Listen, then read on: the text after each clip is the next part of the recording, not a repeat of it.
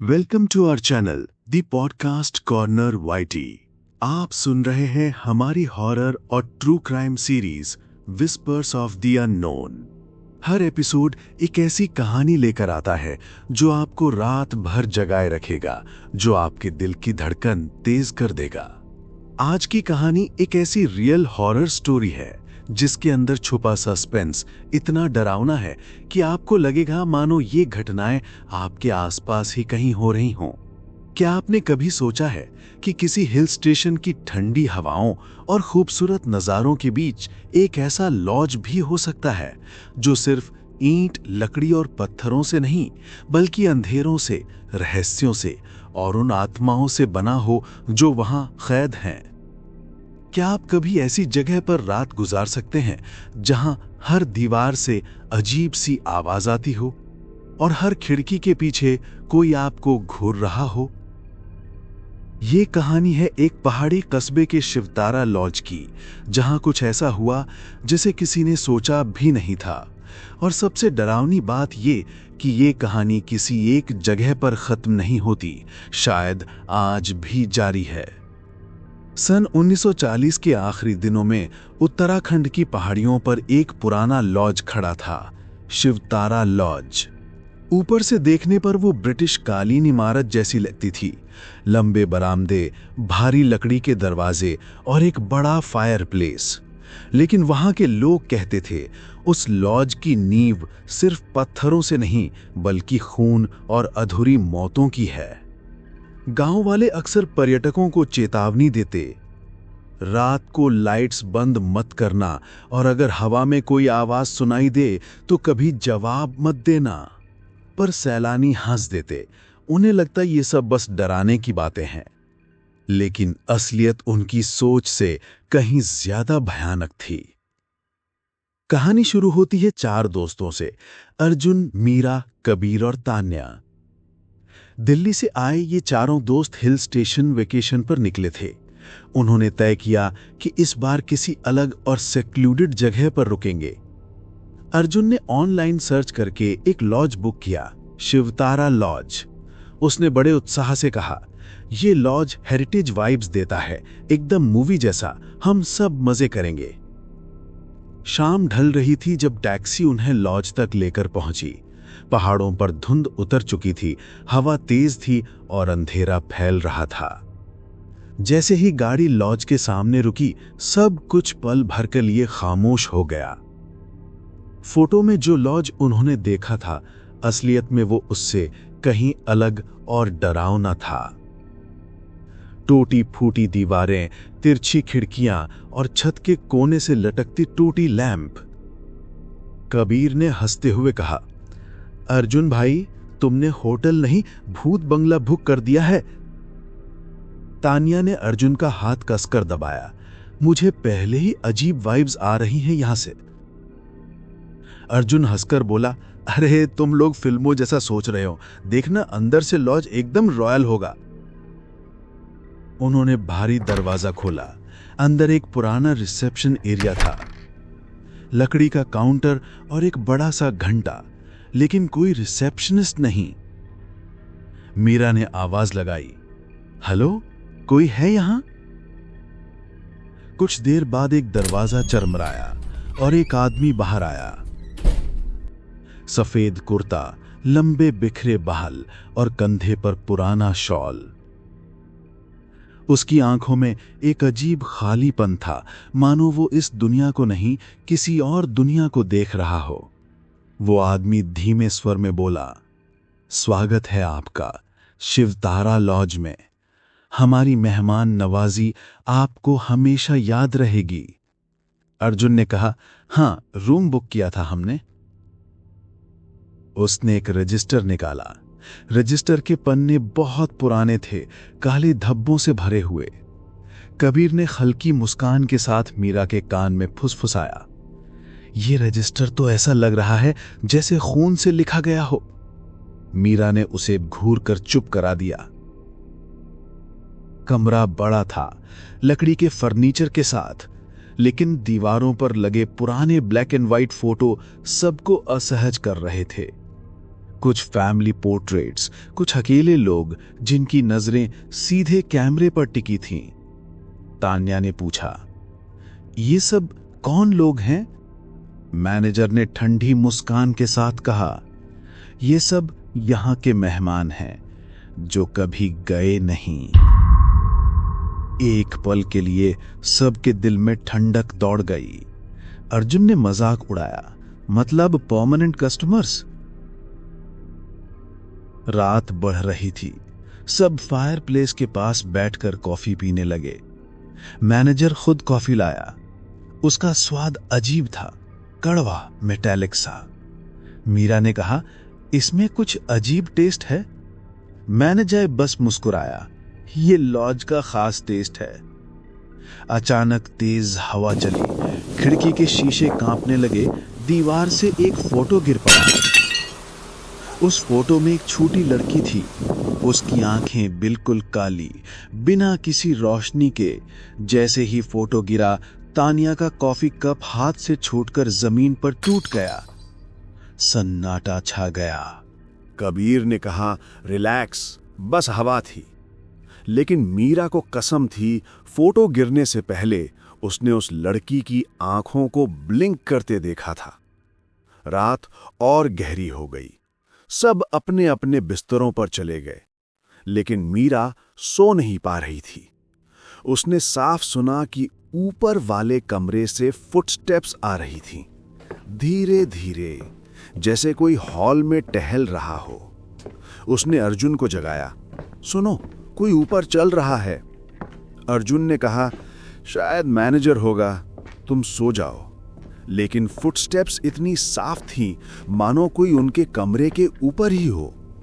और यहीं पर डर ने दस्तक दी। कभी कभी डर एक आवाज से शुरू होता है और फिर वो आवाज कभी बंद नहीं होती। मीरा ने हिम्मत करके खिड़की से बाहर झांका। बाहर अंधेरा और घना कोहरा। और फिर उसने देखा कि वरांडा में एक औरत खड़ी थी, सफेद साड़ी में, हाथ में लैंटर्न। उसका चेहरा धुंध में छुपा था, लेकिन लैंटर्न की रोशनी सीधा मीरा के चेहरे पर पड़ी। मीरा चीखने ही वाली थी, तभी वो औरत गायब हो गई, जैसे कभी थी ही नहीं। अगली सुबह डाइनिंग हॉल में नाश्ते की मेज पर स्टील की प्लेटें रखी थीं। उन पर छोटे छोटे खून के दाग। तानिया ने मैनेजर से पूछा, ये क्या है? वो बस बोला, पुराने दाग हैं, निकलते नहीं। उस दिन उन्होंने लॉज के आसपास घूमने का सोचा। पीछे की ओर एक पुराना स्टोर रूम दिखा, ताला बंद, लेकिन दरवाजे की नीचे से हवा नहीं बल्कि एक अजीब स्मेल आ रही थी, जैसे सड़ी हुई लकड़ी और कुछ और, जैसे सड़ा हुआ मांस। कबीर ने ताला तोड़ने की कोशिश की, लेकिन अचानक मैनेजर पीछे आ गया। उसकी आंखें लाल थीं। उसने गुस्से से कहा, यह जगह मेहमानों के लिए नहीं है। सब चुप हो गए, लेकिन अर्जुन के मन में सवाल उठ चुका था। मैनेजर ने लॉज के हर कोने में हमें जाने दिया, लेकिन उस स्टोर रूम को क्यों छुपाया? शाम होने लगी और शाम के साथ लॉज का असली चेहरा सामने आने वाला था। शाम ढल चुकी थी, आसमान पर बादल छा गए थे और लॉज के आसपास अजीब सी खामोशी उतर आई थी। सिर्फ हवाओं की सीटी और लकड़ी की खिड़कियों का चरमराना सुनाई दे रहा था। उस रात चारों दोस्त फिर फायरप्लेस के पास बैठे, लेकिन माहौल पहले जैसा हल्का फुल्का नहीं था। सबके चेहरों पर बेचैनी साफ दिख रही थी। तानिया ने धीमे स्वर में कहा, कल रात वरांडा में जो औरत थी, मीरा झूठ नहीं बोल रही, मैंने भी उसकी परछाई देखी थी। अर्जुन ने गुस्से में कहा, बस करो यार, हम वेकेशन एंजॉय करने आए हैं, डरने नहीं। ये सब दिमाग का वहम है। कबीर ने हंसकर कहा, अगर ये सब सच हुआ तो कल सुबह लॉज छोड़ देंगे। हैप्पी? मीरा की आंखों में डर साफ झलक रहा था। उसने बस इतना कहा, तुम सब मानो या ना मानो, ये लॉज नॉर्मल नहीं है। कभी कभी डर वहीं रहता है जहां से लोग आंखें मूंद लेते हैं। उस रात सब अपने अपने रूम्स में चले गए, पर सच तो ये था कि किसी की भी नींद नहीं लग रही थी। करीब आधी रात को तान्या की चीख ने सन्नाटा तोड़ दिया। सब दौड़कर उसके कमरे में पहुंचे। तान्या जमीन पर बैठी कांप रही थी। उसकी उंगलियां खून से सनी थीं। उसने कांपती आवाज में कहा, खिड़की पर किसी ने दस्तक दी। जब मैंने पर्दा हटाया, वहां एक बूढ़ा आदमी खड़ा था। उसकी आंखें खाली थीं और उसके हाथ खून से लथपथ। अर्जुन ने तुरंत खिड़की खोली। बाहर सिर्फ घना कोहरा था, कोई नहीं। खौफ का हाथ अब उनके कंधों तक पहुंच चुका था और ये बस शुरुआत थी। कबीर ने कहा, तान्या हेलुसिनेट कर रही है, हम सब टेंशन में हैं इसलिए। लेकिन इससे पहले कि वो अपनी बात पूरी कर पाता, खिड़की अपने आप बंद हो गई। जोर से धड़ाम की आवाज हुई। सब सन्न रह गए। अगली सुबह अर्जुन ने तय किया, हम यहां और नहीं रुकेंगे, सामान पैक करो। लेकिन जैसे ही वो बाहर जाने लगे, लॉज का बड़ा दरवाजा बंद मिला। अंदर से कुंडी जमी हुई थी। मैनेजर वहां खड़ा था। उसने ठंडी मुस्कान के साथ कहा, जाना इतना आसान नहीं है साहब। शिवतारा लॉज अपने मेहमानों को इतनी जल्दी जाने नहीं देता। अर्जुन ने गुस्से में चिल्लाकर कहा, यह क्या बकवास है, दरवाजा खोलो वरना। मैनेजर ने उसकी आंखों में घूर कर देखा। वरना क्या? जो यहां आया है वो लौट कर कभी नहीं गया। उसके शब्द लॉज की दीवारों से टकराकर गूंज उठे और उसी पल हॉल की लाइटें टिमटिमाने लगी। मीरा ने घबरा कर कहा, हमें कोई रास्ता निकालना होगा, ये जगह हमें निगल जाएगी। कबीर ने हिम्मत जुटाई, पीछे वाला स्टोर रूम, वही क्लू है। सब चुपचाप लॉज के पीछे गए। ताला अब टूटा हुआ था। दरवाजा थोड़ा खुला था, मानो किसी ने जानबूझकर उन्हें अंदर आने के लिए छोड़ा हो। अंदर जाते ही सड़ी हुई बदबू ने उनका गला घोंट दिया। अंधेरे में टूटे फूटे फर्नीचर, जाले और दीवारों पर अजीब निशान बने थे। मीरा ने टॉर्च निकाली। दीवार पर सूखे खून से लिखा था, Shivtara is not a lodge, it's a prison. Tania की आंखें डर से फट गईं। प्रिजन? किसका प्रिजन? और तभी कमरे के कोने से आवाज आई, हमारा। सबने टॉर्च उस तरफ घुमाई। वहां एक परछाई खड़ी थी, आधी इंसान जैसी, आधी धुंध जैसी। उसका चेहरा धुंधला, लेकिन उसकी आंखें जल रही थीं। वो फुसफुसाई, शिवतारा में जो भी आता है वो हमारी कैद बन जाता है। अर्जुन चिल्लाया, हमें छोड़ दो, हम बस यहां से जाना चाहते हैं। परछाई धीरे धीरे आगे बढ़ने लगी। दीवारों से चीखों की गूंज आने लगी, पुराने मेहमानों की आवाजें, हमसे मत पूछो, यहां से कोई नहीं जाता। और उसी वक्त स्टोर रूम का दरवाजा अपने आप बंद हो गया। अब सब फंस चुके थे। डर का असली खेल वहीं शुरू होता है जहां वापसी का रास्ता बंद हो जाता है। कमरे के दरवाजे बंद हो चुके थे। चारों दोस्त अंधेरे स्टोर रूम में एक दूसरे से चिपके खड़े थे। दीवारों से आ रही चीखें और ज्यादा तेज हो गई थीं। कबीर ने कांपती आवाज में कहा, यह सब हेलुसिनेशन है, ये सच नहीं हो सकता। लेकिन तभी कमरे के कोने में रखी पुरानी अलमारी अपने आप खुल गई। उसके अंदर खोपड़ियां रखी की, इंसानी खोपड़ियां, कुछ छोटी कुछ बड़ी, और उनके नीचे वही पुराना रजिस्टर पड़ा था जिसमें गेस्ट्स के नाम लिखे थे। मीरा ने कांपते हाथों से रजिस्टर खोला। उसने पढ़ा, अर्जुन, मीरा, कबीर, तान्या। उनके नाम पहले से रजिस्टर में दर्ज थे। तारीख वही थी जिस दिन वो लॉज में आए थे।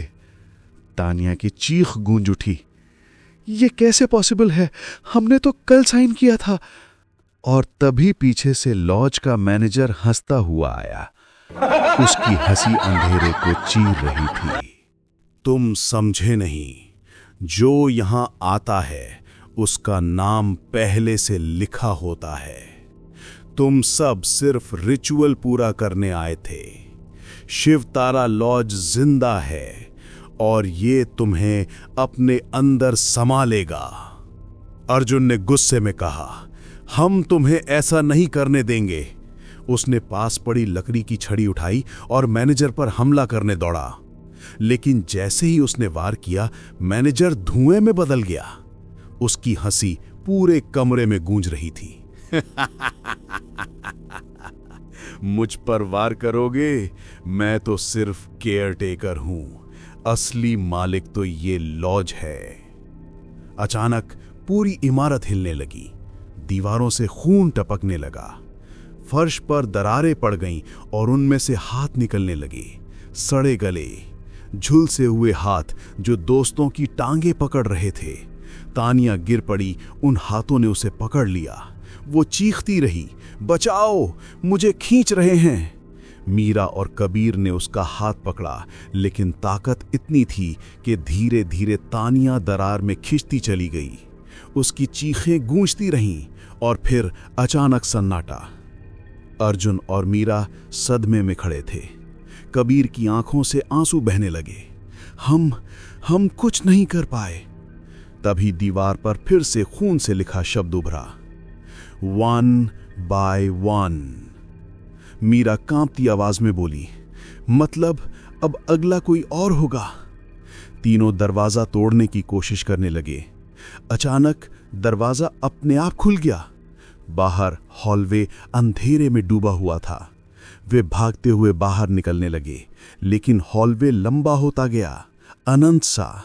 दरवाजे एक एक कर खुलते और बंद होते रहे और हर दरवाजे के पीछे कोई अलग हॉरर था। कहीं एक औरत की लाश झूल रही थी, कहीं बच्चे रो रहे थे, कहीं खून से भरे बर्तन रखे थे। कबीर चिल्लाया, ये लॉज हमें मेज में फंसा रहा है। अर्जुन ने चीखते हुए कहा, बस भागो वरना अगला नंबर हमारा है। तीनों दौड़ते दौड़ते एक बड़े हॉल में पहुंचे। बीचों बीच वही वाइट साड़ी वाली औरत खड़ी थी। उसका चेहरा अब साफ दिख रहा था, जला हुआ, काला पड़ा और आंखें सिर्फ 2 गहरे गड्ढे। उसने अपनी जली हुई उंगली से उनकी तरफ इशारा किया और एक भयानक आवाज आई, अब तुम भी शिवतारा के परमानेंट गेस्ट हो। अचानक पूरा लॉज अंधेरे में डूब गया, सिर्फ चीखों की गूंज बची। अगले दिन जब गांव वाले लॉज के पास से गुजरे तो उन्होंने देखा कि लॉज की खिड़कियों में 4 नए चेहरे दिखाई दे रहे थे। वो चेहरे अर्जुन, मीरा, कबीर और तानिया के थे, बिल्कुल वैसे ही जैसे और पुराने गेस्ट्स के पोर्ट्रेट दीवार पर लगे थे। कभी कभी लॉज सिर्फ रहने की जगह नहीं होता, वो आपकी आखिरी मंजिल भी बन सकता है। आप सुन रहे थे हमारे channel the podcast corner YT की हॉरर और true crime series whispers of the unknown. अगर आपको ये कहानी पसंद आई हो तो इस वीडियो को लाइक करें, अपने दोस्तों के साथ शेयर करें और हमारे चैनल को सब्सक्राइब करना ना भूलें। अगले एपिसोड में हम फिर एक नई कहानी लेकर आएंगे। तब तक याद रखिए, अंधेरा कभी खाली नहीं होता।